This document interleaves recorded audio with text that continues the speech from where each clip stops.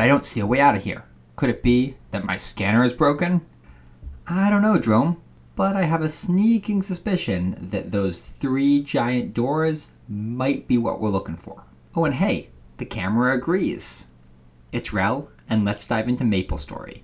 With Nexon's 2D old-school MMORPG. The first impression is opening in windowed mode. Well, this can be changed. You can't do it until you have made a character and are past all the opening scenes. The upbeat music matches the cutesy and colorful art style. We get 2 choices of worlds, heroic or interactive. Heroic are more centered on solo play, while interactive lean into the MMO side. I really like giving players the choice. I start out with one of the heroic ones. When I select create character, I'm told I can make one burning character, though it doesn't tell me what that means yet. There are a ton of different characters to play, set personalities and abilities. The first being Angelic Buster, a pink and purple idol. Not really my thing. Let's keep looking.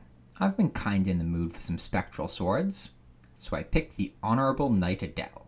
You get a tiny amount of customization for your character, some you can pick gender, and a few other features with a small number of options each. We are asked to put in a character name. Aside from a name already being taken, the game doesn't tell you why a certain name doesn't work. Just that you cannot use this name. Tell me why it is wrong, or give me the rules so I can fix it. Now we get to choose a key type setting. Basic, for people familiar with the original controls, or secondary, best for people with 3 hands. Except it doesn't tell you that, instead saying it works for people who are familiar with online games. That's me, so we'll pick that. I'm again asked if I want to set this character as a hyper-burning character. A new player catch-up style where you level super fast. I don't really want to skip the game's, hopefully, well-balanced level progression, so I'll say no.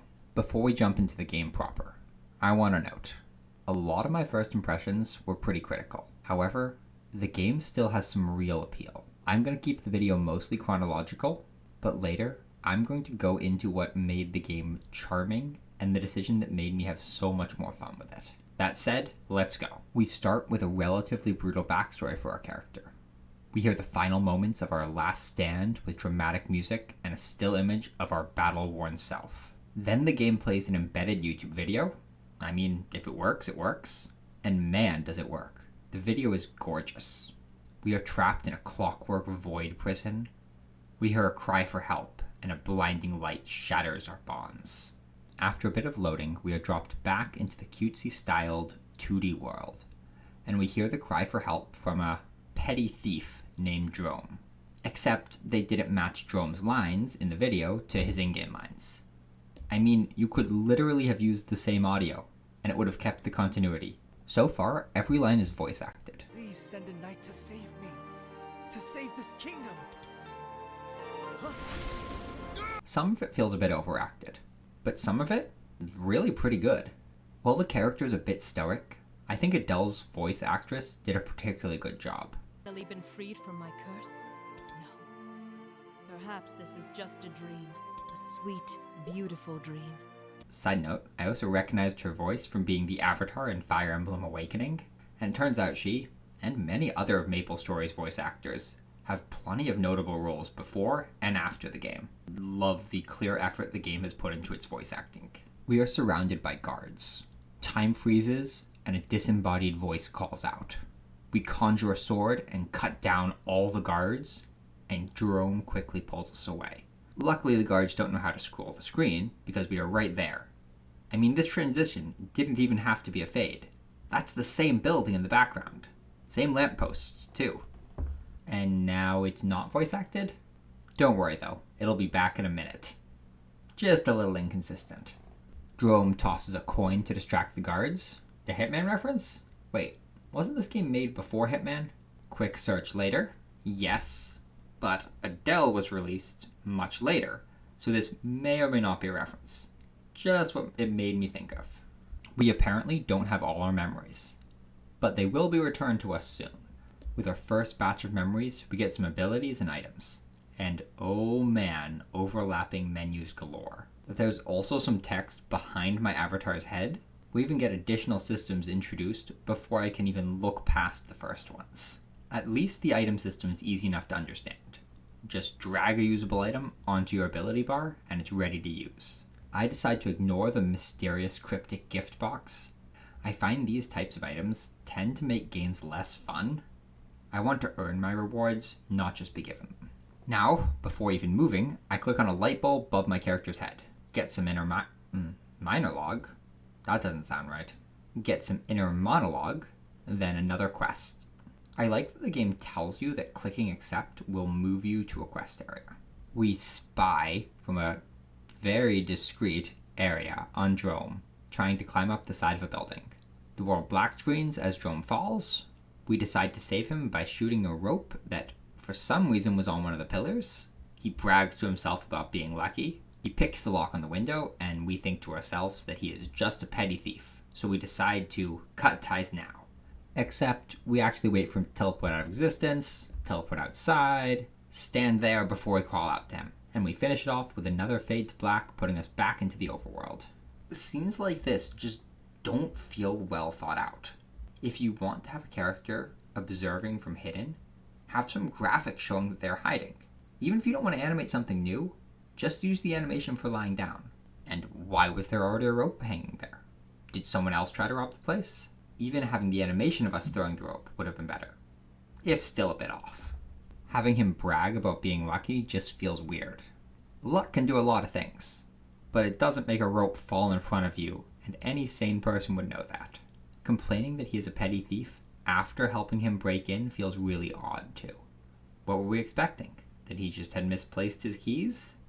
Instead of having him completely warp out of existence for a second, just have him warp from the bottom of the rope and appear on the ground at the same time. It's clunky and would be better if it had an animation, but it would still be better than just removing the model from our mortal plane for a second. Alright, that ran over. Let's assign some skills. Once you have a level and a skill, just drag it to the ability bar. Super functional and easy to use. The button to level up a skill is clear, and I love that it shows what the next level of the skill will do. The skill menu, and many other menus in the game, has a transparency effect when you activate a skill. A nice countermeasure to the menus taking up the entire screen. I love how we can change background art for our character, add a little personal flair. I've got 22 ability points that I can use to buff strength, intelligence, dex, or luck. HP and MP have plus icons, but are grayed out. Strength increases damage for warrior classes and some pirate jobs. Int increases damage for magicians. Dex increases damage for bowmen and some pirate jobs. And luck increases damage for thief jobs. Except, I haven't been told what job I have. I'm a knight throwing magical swords around. Probably not luck. Did just help a petty thief steal stuff, but that's a stretch. I mean, I'm throwing conjured weapons. That makes me an archer, right?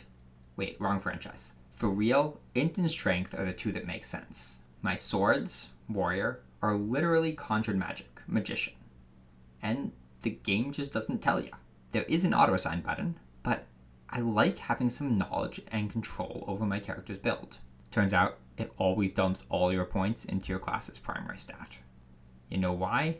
There is literally no difference between the stats. Unless I missed something, the 4 attack boosting stats have no runners. Having them different serves no purpose other than giving a new player a chance to mess up.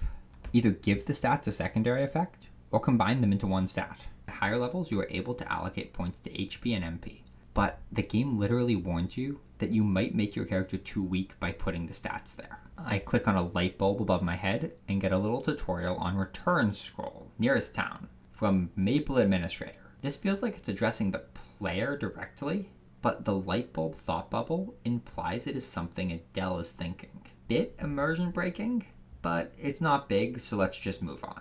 Next, I click a light bulb over Jerome's head. Turns out, he wasn't actually a thief. He was just unstealing a treasured family heirloom. Nobles have been mistreating the populace, and Jerome wants to put an end to it.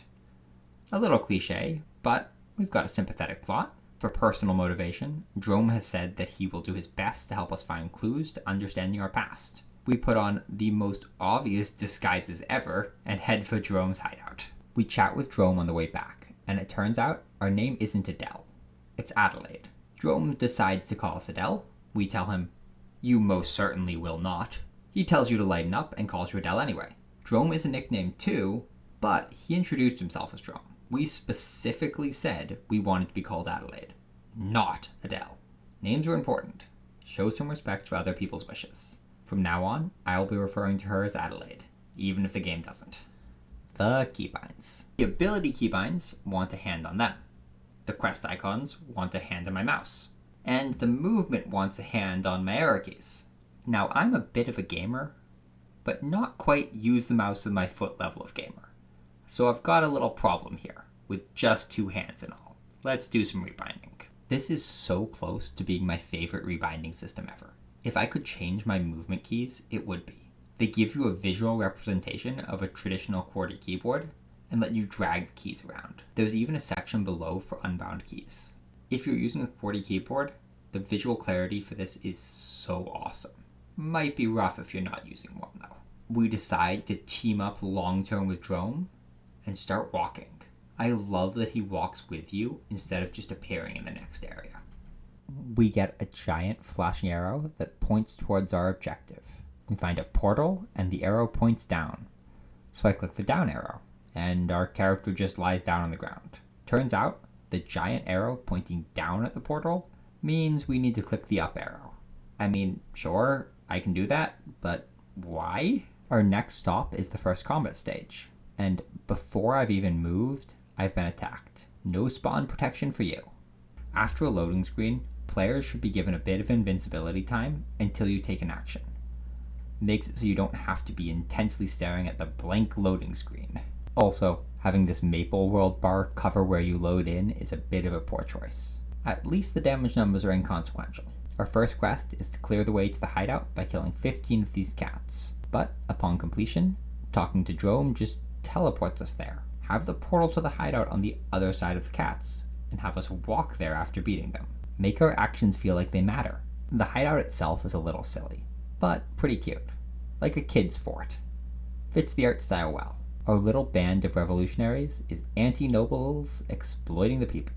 Our main villain is Count Cedric, an extremely self-indulgent man who cares nothing for Estonia. The kingdom we are currently in, the world starts rumbling, and my favorite character in Adelaide's story shows up. Boo! A cute little shape-shifting ghost. After a bit more conversation, we decide to head out in the morning. We swap perspectives to Cedric and his butler, who is just done with his antics. And honestly, I don't blame him. Cedric's pretty insufferable. One of the enemies is a flower pot with eyes on it, and above them is an evil newspaper vending machine? Alright. Doesn't really match the old-timey feel of the story, but at least it's in style for the artwork, I guess. The monstrous news machines apparently have up-to-date newspapers. I mean, how would someone other than a legendary knight, or some other former fighter, get them? Doesn't seem very practical. We find an anonymous ad from the Count's personal residence, talking about a painting. Jerome decides to look into it. Boo is adorable, as usual. I mean, just look at this guy. We meet some of Jerome's crew, Brooke and Laddie. They help with difficult to acquire goods and information, and they immediately show their effectiveness by finding information on where the painting of the same description the Count wanted is. We are going into the basement of an antique shop. It's really dark, so Jerome asks Boo to become a lamp, and our little critter does, and it's adorable. Except that the actual visual for the room has an open hole in the ceiling with light pouring through, kinda making the scene before pointless. The painting has a marking on the back, suggesting it is only part of a larger painting. I have made a lot of comments about the visuals not matching, but gotta point out when the game does good. Jerome complains about dust and trips, so we get a dust poof, and he falls down. Well done. We touch an old sword and get a flashback. We are training with someone. After knocking him to the ground, we offer a hand. Our instructor yells at us for showing mercy, and our training partner hisses at us for showing off. I really liked this. A quick scene that gives us a reason for Adelaide's personality. I love how they use small text to show that far-off feeling you get when coming back to consciousness. Next, we are going to sneak into the Count's vault through a secret tunnel, and our characters are given a puzzle. Okay, I love a good puzzle. Unless Adelaide's just gonna solve it with no input from us. Our next obstacle is a passage upwards with moss stopping us from going straight up. We'll get a 20-minute timer and it starts right away. I completed in 25 seconds. I do enjoy a bit of variety in gameplay, but man, that timer was anticlimactic. Is 20 minutes the only timer they can do? Or did they just not bother to make it a meaningful amount of time? Jerome can't find the way forward? Sure. Adelaide says it would be too dangerous to cut away the vines, so we decide to burn them. The vines. In front of the wooden doors. This is just an excuse to have us pause the story to go kill 20 of these conveniently placed torch monsters, to gather 10 torches. The numbers in combat are still completely inconsequential, but the animations for your moves are really fun. I love Adelaide's spectral blades, and we are back to not showing things happening. I mean, at least it showed us in the throwing animation, even if we weren't holding anything. Better than nothing. The middle door is locked, but there are 2 keyholes. So naturally, as any gamer would, we go through the other 2 doors. Jerome opens a chest, and bats jump out. And instead of going after the guy that disturbed them, they come after me. I've already taken some damage before I get control of my character. Again, not relevant, but feels bad. We touch a glove that matches our uniform, and we get another flashback. We are sent to execute a former knight. He pleads for his life, as we cut his throat with no hesitation. Brutal. Here's a point they did a really good job holding back visuals. Instead of showing the brutal execution, it holds on a still image of the glove that was on our hands as we killed him. It works for dramatic flashbacks. It lets us imagine how brutal it is, without the cute visual style removing some of the impact. Just seeing the used glove implies what we need to know. The crown is inside a vault, which the door will close behind the person who leaves with it. Jerome thinks, I must sacrifice if I want to become king. But nah, a king makes their own path. He throws a few jewels into the door, which apparently stops it from closing. We come out in a hall with guards on high alert from all the noise we made. I prepare myself to fight, but Jerome has another idea. Boo is going to transform into pieces of artwork to distract the guards, which they had apparently practiced beforehand. This leads into a little minigame, with us taking control of Boo. The guards are happy to ignore the obviously out-of-place art pieces. But wait a second. Boo can just become a guard. Why not just walk past them now? We get another 20-minute timer, but it only takes me 3 minutes, and most of that was spent in this precarious situation I've gotten myself into. As silly as it was, I do appreciate the little minigames to add variety to the quests. Better than just the traditional kill X quests. We spy on Cedric and eventually get caught. We grab Jerome and leap out the window. And look, we're actually carrying him. Nice. The guards are hot on our trail, so we have to cut through a bunch of them in front of us. More getting attacked before fully loading in. A 20-minute timer goes as we hurry to escape. We make it to the end in just under a minute. But now we must kill every enemy to escape. I mean, it's easy enough, but why? Aren't we just trying to run right now? We go through the portal and are greeted by a dialogue box while an enemy starts to attack us. We think to ourselves that something is wrong and retreat. It's possible I didn't have to retreat if we said no, but the choice is laid out in the same way that quest dialogues are. So I start over and clear out the stage. As we move to the next area, the 20-minute timer continues to roll. Maybe it will actually be meaningful. This stage is identical, except half the enemies are replaced with mages. We clear that, and a third stage, with all the enemies changed to mages. I end up actually using mana potions here. Health is fine, but at least one of my resources is somewhat challenged. Well, I mean, beside the 300 mana potions they gave me, plus the other potions that restore mana. All 3 stages completed in under 5 minutes, so the timer didn't really matter. But it did add a tiny bit of tension. I mean, maybe there could have been 10 stages. Turns out, fighting overexerted us. Hey, the voice acting is back again. Nice. We begin to collapse in a black mist and feel lost in the void. We slowly come to, hearing Jerome call out to us. He snuck us past the guards and onto a boat. We get this really cute scene where Jerome provides some much needed emotional support for Adelaide, promising to be there for us. We head back to the hideout, and a few days later, Brooke and Laddie come through clutch again. the Count's got something planned at an upcoming art gallery, so we are gonna disrupt it. It's a masquerade art exhibit, so we put on a mask to blend in. Except we don't actually put it on, because why have visuals match words? They put a mask on every other character, including Jerome, and one of Adelaide's text sprites, after not having one for a while. But they just don't modify your in-game character. We have a really cute dance with Jerome, then we get separated, and a person who apparently knows us from our past shows up. Nice little mystery to look forward to. The lights go out, and Simon and the guards capture us. We learn that Jerome is actually the rightful heir to the throne. Boo comes in clutch yet again, saving Adelaide. We get another flashback to our last stand, and the wavering loyalty of the other knights.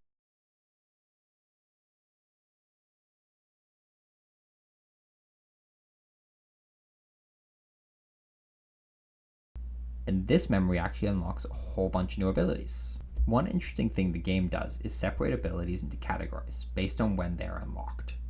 Each category has its own skill points. It's their way of making sure you don't hoard your points to just level up the high level skills. Now for our rescue of Jerome. We team up with Laddie and Brooke and the rest of Jerome's resistance to assault the tower and get Jerome back. We get a gorgeous animated video of us absolutely wrecking the guards as we make our way up the tower with Boo's help.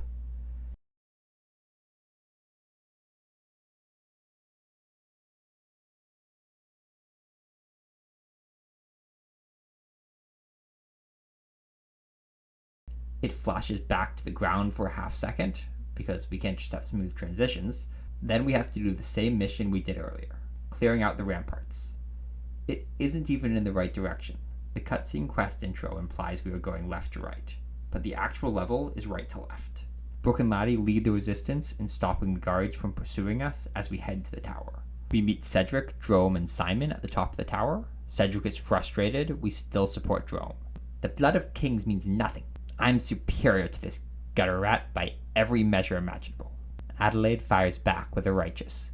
It has nothing to do with blood. One whose ego is so fragile they spent every waking moment thinking only of themselves has no right to be king. When I first learned that Jerome was the prince, I was a little disappointed in the cliche. But I love the flip away from the trope of the real heir to the throne to, no, he's just a better leader than you. We have a nice fight with Simon. He politely lets me allocate points I got for leveling before fighting. It's our first major boss fight, and just look at the stimulating combat. I even had to move, once, in between pressing one ability. We head to the top of the spire to save Jerome, but we start to black out from exerting ourselves so much. Cedric throws Jerome from the building, as we struggle to protect our liege like we couldn't last time. A disembodied voice tells us to rekindle the flame of our oath. We dive off the building to catch Jerome.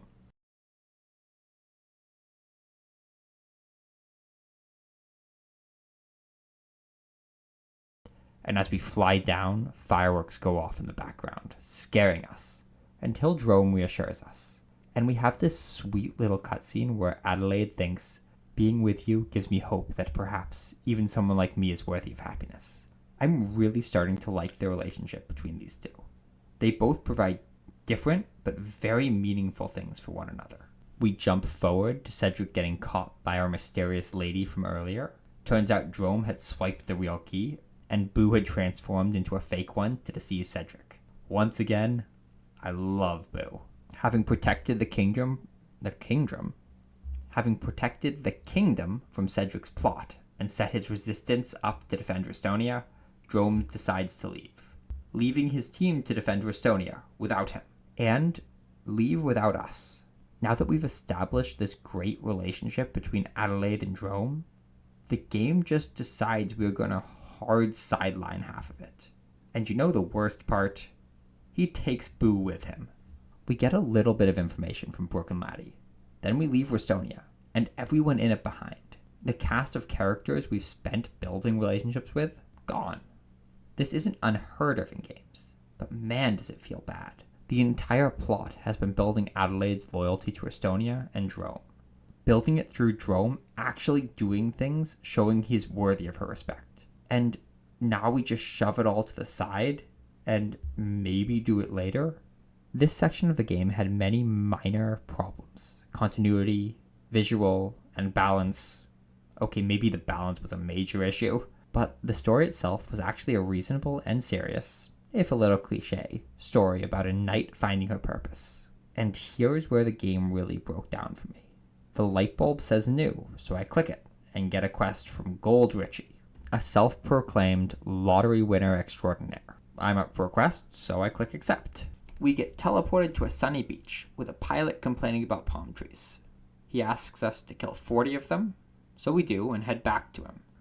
Are you sure you're done? Because I still see plenty of palm tree slimes. Dude, I get it. I find enemies respawning quickly and MMOs is an issue. Doesn't feel like we're actually affecting the world. Then he tells us they weren't actually a threat, and we get frustrated and exclaim, "What? I did that for nothing?" He starts going on about how he thought we were starting to become friends. My dude, we literally just met. We've exchanged like 5 sentences. Fine, let's just move on. We get another quest to kill a bunch of enemies. This time we have to collect Little Willie's ball. Sure, okay. We keep going to the resort and bring the ball back to his spoiled older brother so he can focus on skydiving. Next we talk to Swanson and get put in an I don't work here situation. And hold up. I'm playing as Adelaide, the legendary knight that used to serve the God King. Yes, that was our previous liege's name. This is so off-tone. And I don't feel like dealing with entitlement that I see in the real world. I'm not doing this quest. I'm gonna do something different. Since I got teleported here, I'm a little bit lost. I stumble around for a while and eventually find my way back to Estonia. Except there's nothing to do here. I continue to wander around the world, and I must say, I love the variety in design. The art has a similar style, but different places have very different vibes. At one point, I make it back to Pantheon, which I've already been to multiple times, and get a cutscene this time about unauthorized entry. I mean, guys, I've wandered through here several times. I was supposed to get this cutscene after leaving Estonia, but because the beach quest teleported me, it never happened, leaving me with no idea behind the context of the world. Now we get an introduction to the world outside of Estonia. Nice, if a little bare bones. As I'm traveling there, I come to Hensies. And man, look at all the other players. I love seeing tons of people enjoying a game. Really makes me smile. Athena at the Bowman's Instructional School gives some quests, including the beach one.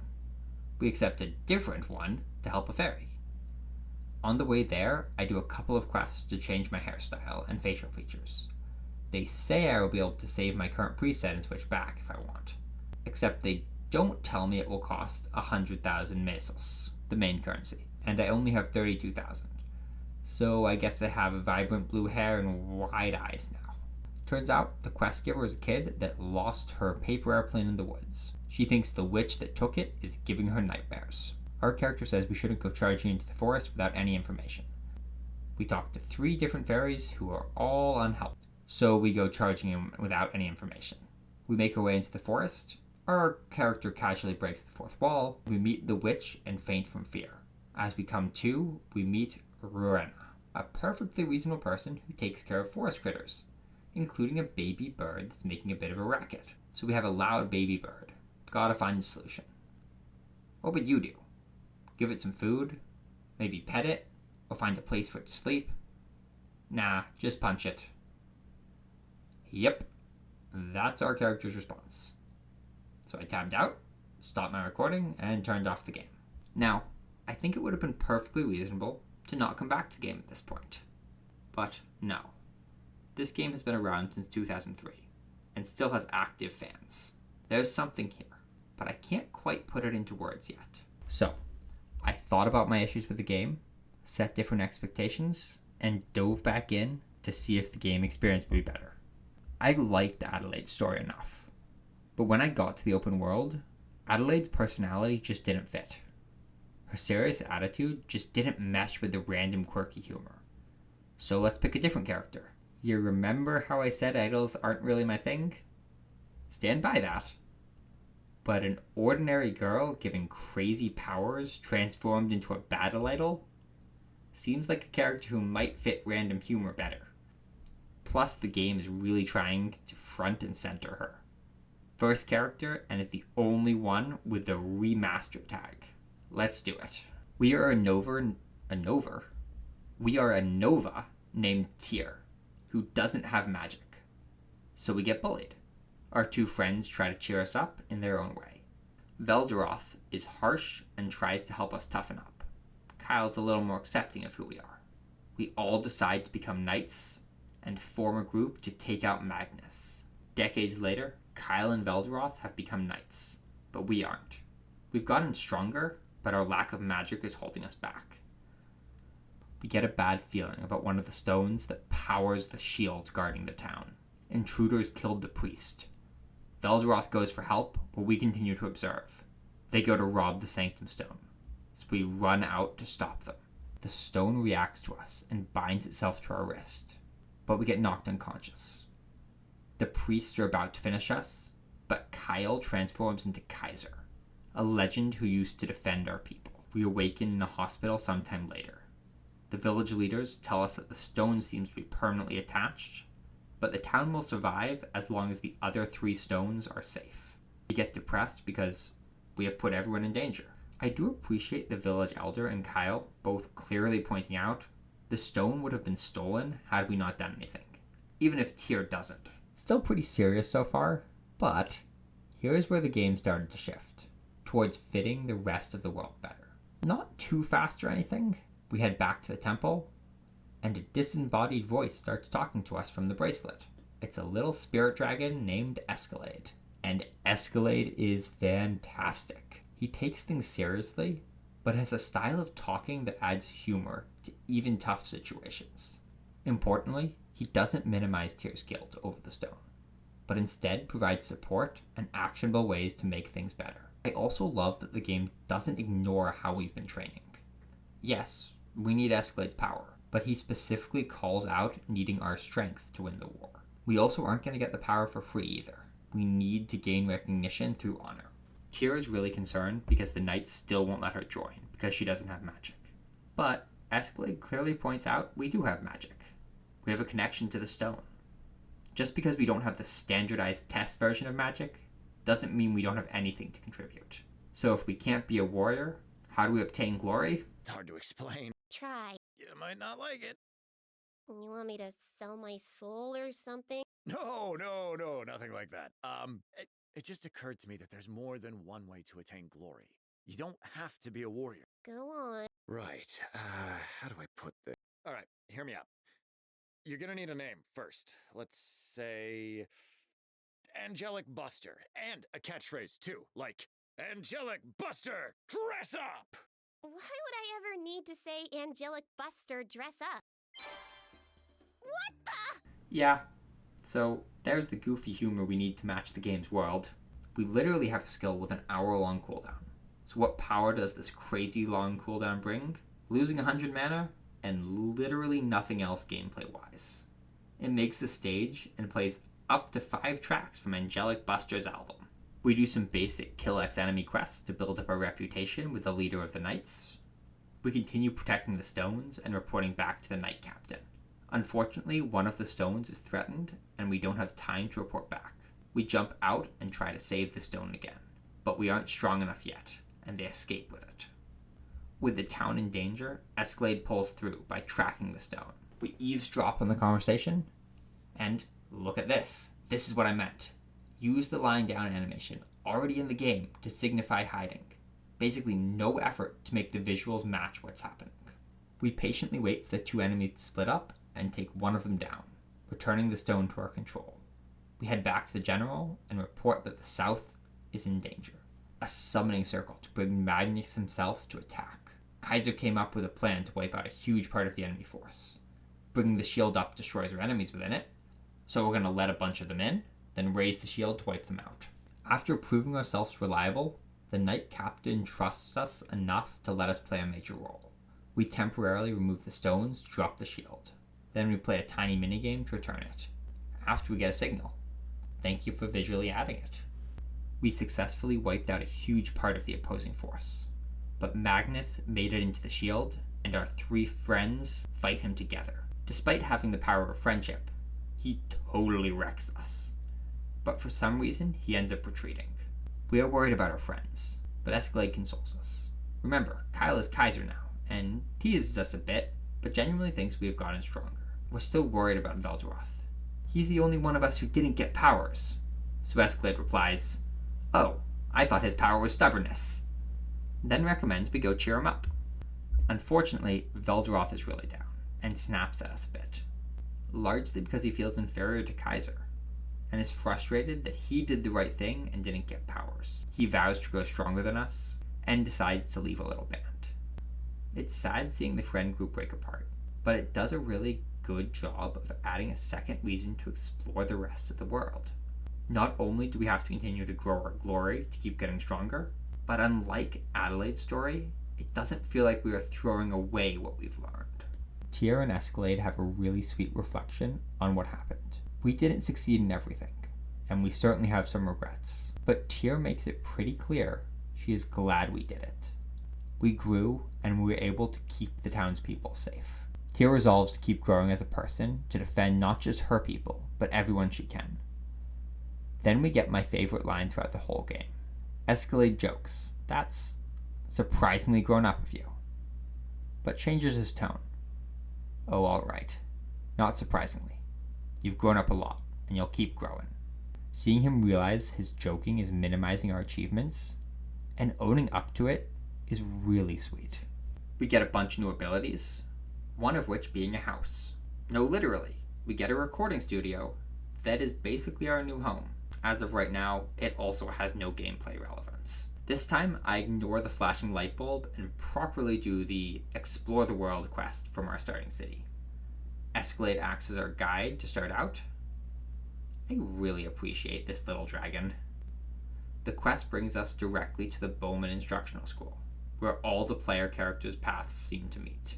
I accept one of the quests I haven't tried yet, and struggle to learn to use the map. I would have appreciated a tutorial, but got it eventually. It's really fun seeing all the zones as I try to find my way to the quest start. The game world is really cute and has a lot of variety. Plus, having an objective makes the exploration feel meaningful. We eventually find the cat, Fancy, who told us someone had been kidnapped at Alunial Fairy Academy. He tells us it's on the other side of the water, so we jump in and almost drown. We do some fetch quests so he can cast a spell that lets us walk on water. Turns out Cootie, yes, that is what he calls himself, the person who was kidnapped, adores fairies and was trying to research them. The fairies are very mistrusting of humans, and having 5 fairy children gone missing recently, they do their best to blame it on a human. We work with Cootie to figure out what happened. Through a bunch of Kill X monster quests, we eventually put together enough evidence to show that they were putting on a play about humans. The administration didn't like the topic and stopped them from practicing in the school. So the kids tried to practice in the forest and got trapped out there by a bunch of vegetable monsters. So Tyr tears through a bunch of vegetables, gradually rescuing the kids. The climax is a giant mole using the vegetables as horses for his chariots. And wait, hold on, my health is actually going down. I haven't really mentioned combat in a while, largely because it's effectively irrelevant. Our stats have been so high, I've never even been in danger of running out of mana, let alone health. Honestly, just been turning on a podcast during every Hunt X quest. But this fight is different. I'm down to less than half my health, and the boss is only a third dead. I'm not going to be able to brute force this. That's actually wonderful. I love when games provide a challenge. So I take some time to learn his attack patterns, and make it through the fight with a quarter of my health left. We make it back with the kids, and they change their play to be about us. The headmistress gives us some wings, which we can upgrade by killing the boss a few more times. So we do, and again, enjoy the relevant damage numbers. I pick another one of the starter quests, and head to the snow area. The water level has been rising, and we need to do something about it. We talk to a penguin, who has an iceberg attached to a whale that he drives with a fish on a stick. The locals, penguins, malamutes, and seals, all think that some evil witch has been causing the rising sea level, and stealing their children. Despite normally disliking each other, they have banded together to handle the threat. Our first quest is to gather lumber so we can use the seal ship. We do this by using the seal ship. We head out and start meeting people and doing more Kill X enemy quests to gather information. Now this game has had a ton of references in it, and I've mostly glossed over them, but Nora the Explorer? Gabe, a little more subtle, please. We help out at some of the research bases, learn that the boat only allows the illusion of choice. This story must be done in a certain order, and the areas are limited without an explanation until they are story relevant. We meet the supposed witch, who is actually an old widow who takes care of all the baby animals. We catch some fish to help her keep the little critters fed. Our next stop is the seal outpost. Apparently there have been spottings of seals up to no good, but it turns out they're just seal disguises, and not good ones at that. It was the crew of this mechanical ship polluting the ocean, causing all the issues. We take on the boss, and once again, relevant damage numbers. I end with even less health this time. We finish the quest, and the game keeps asking if I want to skip cutscenes. No, that's kinda why I'm doing this. After I finish these, I decide to explore the world looking for things to do. I find a parkour challenge. I'm not very good at it, and end up taking a bunch of damage. So I bail out and head back. But at some point, I took a wrong turn. Remember how I mentioned taking damage before loading in? This time, the damage is relevant, and I die before even loading in. The game has an XP penalty on death, and I really don't like games that punish you for dying. It just encourages overly cautious play. It actively disincentivizes you from getting in a situation where you can clutch it out, which tend to be the most memorable challenges while playing video games. We keep exploring and find this giant tower and climb up it. Why? Because I can. Later, I realize I need to change continents to get to the next quest location. So I find an airship in the game, and it has a proper transition scene. Helps the world feel big while still allowing fast travel. We make it to a new city and help out a totally legal businessman. We kill a bunch of little monsters, a bird on a frog. Was he on a frog? I thought it was on an alligator. Yeah, that's an alligator. Scripting, Rell. Maybe it's a crocodile, who knows? Let's try that one more time. We kill a bunch of little monsters and a bird on an alligator, and take way too long figuring out how to harvest flowers. Honestly, if I hadn't been recording, I'm not sure I would have figured this out without looking it up. I literally got one to drop accidentally, and just had to look back at my footage to figure out how I got it. Just spam attacks on this background art that doesn't really react at all. Now, Maple Story is a huge game, and I want to get this script written. To be honest, I was planning on stopping at the end of the ice area quest, but I kinda kept playing in between writing. But let's wrap this up. Combat. I barely talked about it, because it was barely relevant. Almost everything was really easy, and ended up just being a time to throw on a video. A few of the bosses made me actually pay attention, so maybe a little potential for the future. For long-term players, how's the difficulty later on? The kill enemy quests seem to be creeping up in numbers as I played. How grindy do they get? And do the item drop variations get really low drop rates? Also, is there a better way to pick things up than just spamming the pickup button? Is there an area loot of sorts? Story. The character-specific stories were a bit cliche, and had a ton of visual consistency issues. But for me, those issues were overshadowed by the genuinely sweet moments with characters actually showing growth. I honestly enjoyed both the ones I played. The generic quests had a random quirky humor. Sometimes it was fun, but others just didn't hit for me. The overall feeling clashed with Adelaide's story, but it worked great for Tears. Another question for all you long-term players. Do the characters get more quests specifically written for them later? For example, do you team up with Jerome again later? The art had a really consistent cutesy style, but the vibes were really inconsistent across realms. The tutorials were really weak. Very little was explained well. I think my MMO experience carried me through the adjustment period.